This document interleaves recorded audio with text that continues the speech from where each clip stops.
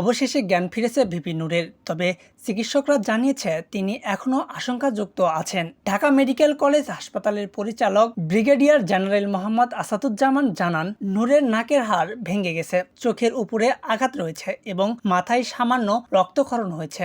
রাতেই 5 বিভাগের চিকিৎসকের একটি মেডিকেল বোর্ড গঠন করা হয়। তবে পরামর্শের চিকিৎসা চলছে। তবে 48 ঘন্টা না গেলে তাকে আশঙ্কা মুক্ত বলা যাচ্ছে না। নিউরোসায়েন্সের সহযোগী অধ্যাপক ডাক্তার জাহিদ হোসাইন জানান, নূরের মাথায় জোরে আঘাত লেগেছে।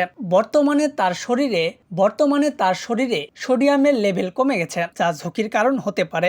আলাদা ব্যবস্থা নিতে হবে। বিএনপির স্বাস্থ্য বিষয়ক সম্পাদক ডক্টর শফিকুল ইসলাম জানান, নূরের নাকের হাড় ভেঙে গেছে, ডান চোখে রক্ত জমে আছে এবং নেজাল ফ্র্যাকচারের কারণে শ্বাস নিতেও সমস্যা হচ্ছে। তিনি কবে নাগাদ স্বাভাবিকভাবে চলতে পারবেন সেটি এখনো পরিষ্কার নয়। টমেক পরিচালক আরও জানান, 6 সদস্যের মেডিকেল টিম নূরের চিকিৎসার কাজ করছে। এতে নিউরোসার্জারি, চক্ষু, নাক, কান, গলা এবং ক্যাজুয়ালিটি বিভাগের বিশেষজ্ঞরা রয়েছে। বর্তমান নূরের অবস্থা অস্থিতিশীল হলেও মস্তিষ্কের রক্তক্ষরণ ঔষধের মাধ্যমে ভালো হয়ে যাবে বলে আশা করা হচ্ছে। এদিকে প্রধান উপদেষ্টা ডক্টর মোহাম্মদ ইউনূস দুপুরের ফোন করে নূরের শারীরিক অবস্থা খোঁজ নিয়েছেন এবং সুষ্ঠু তদন্ত আশ্বাস দিচ্ছেন। নূরের স্ত্রী মরিয়া আক্তার হাসপাতালের স্বামীর পাশে রয়েছেন এবং কঠিন সময় পার করছেন। অন্যদিকে সামাজিক মাধ্যমে সাংবাদিক ইলিয়াস লিখেছেন, আমরা যখন অকারকে পদত্যাগ চাই, নূর আমাদের বিশৃঙ্খলাকারী বলেছে। আবার বিদেশ থেকে আসা উপদেষ্টাদের নিয়েও ক্ষোভ প্রকাশ করেছে তিনি।